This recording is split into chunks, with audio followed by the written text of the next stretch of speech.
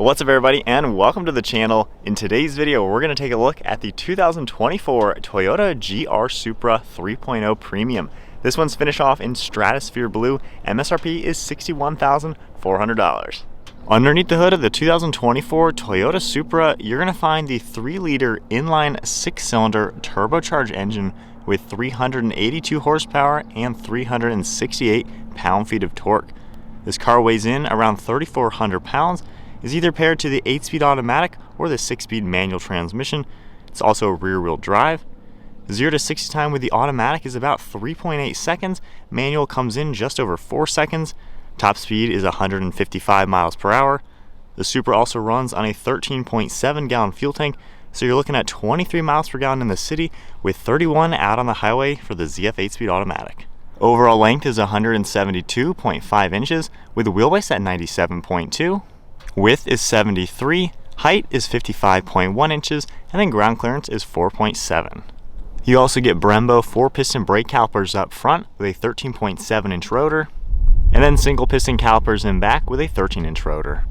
Moving on to the exterior styling with the Toyota GR Supra. This is a super stylish looking sports car, really nice curves all throughout, especially in the blue color. This car really stands out. Up front, you're going to see the LED headlights. They have a 6-beam LED design, auto leveling as well, daytime running light throughout, a nice cone shape to the front end of the bumper, along with that Toyota badge right in the center. Then you have 3 large openings for all the air. You can see the black mesh safety sensor along with all of your parking sensors, and I like how the body color cuts down towards that front splitter. Certainly gives the Supra a pretty unique look, and then I like how you got the satin black design for that entire splitter itself. You can see the vents on the far side, just nice trim pieces, and then the massive clamshell hood has a really large design spanning from one side to the other, and there are some body lines to it that cut towards that front. So it's got a lot of curves, however, there are also some nice sharp lines. On the top of the hood, you have some trim pieces as well, finished off in the satin black, and you can see just how long that hood is to give it a really sporty look. We also have a set of 19-inch wheels finished in a gunmetal gray, really cool multi-spoke design, and then just a clean body line surrounding it. You have a side skirt down below that matches that front splitter with the black satin color, and then we have another trim piece throughout the door, body colored door handle, satin black mirror caps with an LED turn signal, and then you can see gloss black for the A-pillar. You have a nice double bubble design for the roof. You can see how the sharp lines throughout the center kind of match what you get on the hood. And then the rear end cuts backwards very well. I especially love the rear fender. It is so massive, such a nice large curve surrounding the rear wheel. It just really makes this car come alive. Gorgeous car with great styling. All those lines flow into the duckbill spoiler. That's all integrated into the trunk. And then we have a cool design for the LED taillights. You can see the black diffuser matching what you get up front. Reverse light right in the center. More parking sensors and reflectors, and then some nice sharp lines throughout. Got the GR badge along with Toyota and Supra, and overall I don't think you can find a bad angle on the new Supra. It's a very good looking sports car. Moving on to the key fob, we get lock, unlock, trunk release, and panic. Nice red stripe in your Toyota badge. If I go ahead and lock the car, you can just keep the key fob in your pocket, and grabbing the door handle, it'll automatically unlock. The interior has a nice hazelnut leather trimmed interior. And then if we take a look at the door panel, finished off in black along with that hazelnut color, you can see this plastic material, a little bit of padding for the armrest, nice grab handle, all of your window and mirror controls with your release handle, lock and unlock. I really especially like how you have this color on the driver's side and then black on the passenger. I think it's a really cool design touch. We also have Toyota Supra on the aluminum door sill, all of your power controls down below with memory seating, and then a really nice design for the seats. Get a little bit of black Alcantara as well. Nice bolsters to them, which are adjustable. Really cool stitching pattern all the way up. And then some silver trim on the back. Single piece sport bucket seats for the back, so they're really comfortable and yet look very sporty. And then we have the 2-tone steering wheel with the colored leather and then some black trim right in the center. And then now inside the Supra, keep my foot on the brake. We can go ahead and fire it up.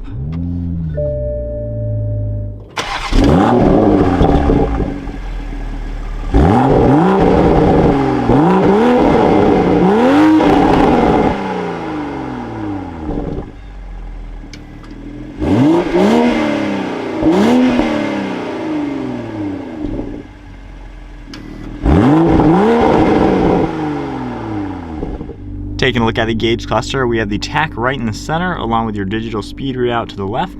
You have fuel, engine temperature, few vitals on the far right side. If you toggle this icon, you can see a few things popping up in the lower side, and that's about it. Now the screen on the far right that's black will become your navigation screen when you have turn-by-turn going, which is a nice touch to see. And then if you go ahead and toggle into sport mode, it changes just a little bit on that screen.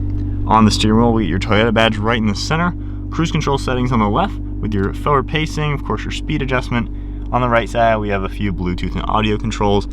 There is a heads-up display system that will pop up. You can see it just a little bit on the glass right there, and you can scroll through a few items like audio controls as well. The 8-speed gets you a set of steering wheel mounted paddle shifters. They have a nice look and feel to them, finished off in the silver plastic. And then on the far right side, you can see the windshield wipers and then turn signal to the left with automatic high beams. On the left side, we have all of your headlight controls, interior dimming, nice black dashboard material with the stitching design. And then you have a silver trim throughout the center, infotainment screen right in the center. Basically your typical previous gen BMW setup. We have media, communications. You can go under vehicle, see all sorts of different settings within the car. You're able to adjust quite a lot. It is touchscreen, pretty user friendly. We have the navigation system, more notifications. If I go ahead and put it into reverse, you have a nice size backup camera with all of your parking sensors. Tapping the P button, back into park.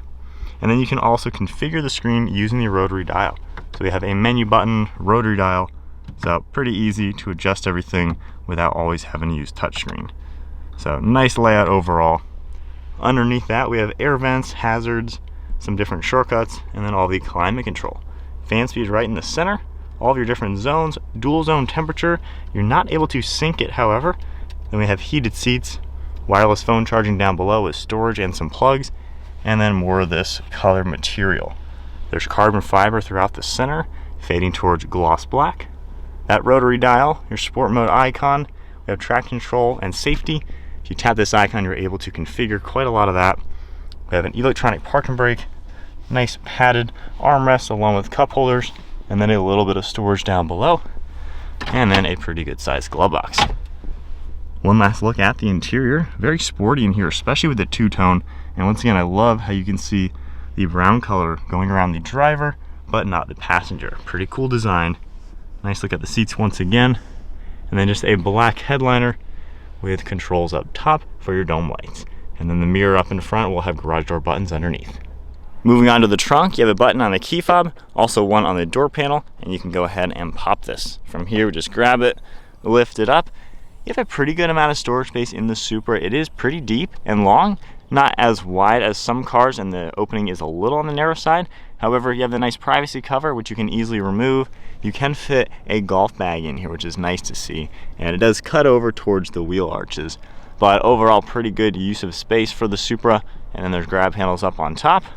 We can easily close it down. All right, so now in the Supra.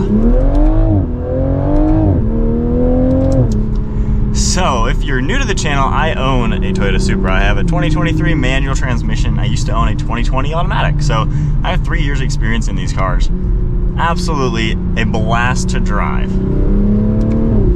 After being so used to my manual, it is nice to hop in the ZF 8-speed and just have lightning quick shifts. It is so cool just to be insanely responsive and fast. So really cool blend. If we tone the car down, normal mode, drive, cruise control, this is a really nice place to be. Because this is built with BMW parts in a BMW factory, it's a gorgeous place. There's nice use of materials. It feels incredibly refined.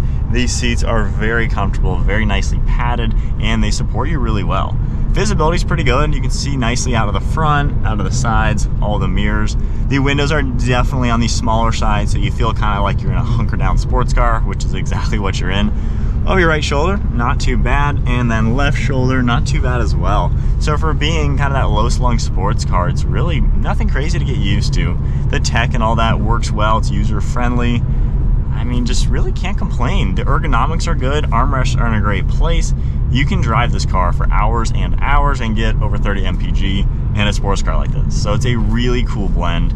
Now, if we go ahead and do sport mode, you can also go into a sport traction, which will kind of let you slip it a little bit.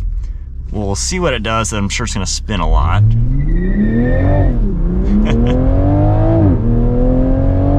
But nonetheless, up to speed without even thinking.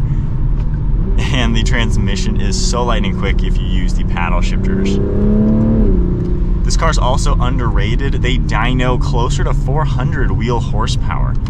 So nice to see the power that you're gonna get in a car like this, and the handling is fantastic. When you're in sport mode, it stiffens the suspension, it stiffens the steering, adjusts the engine to be a little bit more responsive, and then it gives you those pops on the gear changes and when you're accelerating. Gosh, this thing is just so much fun. It handles amazing, it's fast. The brakes also do a great job. Oh boy, there's some negative G's for you. But you really can't complain with this car. It is by far the best sports car in the segment for the money. I mean, you really just can't find a negative thing about it. Of course, I've owned these for quite a long time. I know them pretty good inside and out. But when you're driving it, it's just a fun car to dart around. You can just have fun in the mountains, the track, whatever you want. And the car is gonna handle and do every single thing you want to do with it. Now, even in sport mode, while the suspension certainly stiffens up quite a lot, it's still not backbreaking. This is a kind of got a soft side to it to where it just feels refined and comfortable, even in the sport mode. So this isn't gonna be a car you're gonna have to sacrifice to live with. This is something you genuinely can use from the day to day. And when you're in sport mode, it certainly stiffens up to be much more responsive. But if you tone it back down to the normal mode and everything, go back to normal traction, it softens up really nice to where the steering is nice and relaxed. It's just an easy, luxurious car to drive. And like I said, there's no sacrifices. You get the best of everything in this car. And it's so quick to go from comfort mode to then manual sport mode just like that. If you want traction to let you do a little bit more, tap one button. So you just get such a good blend. It's so much fun to drive. Very nimble with the steering for slow speeds. Gosh, it pulls so hard. It is so cool.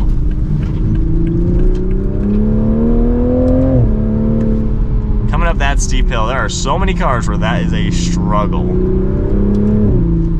Alright, so my perspective.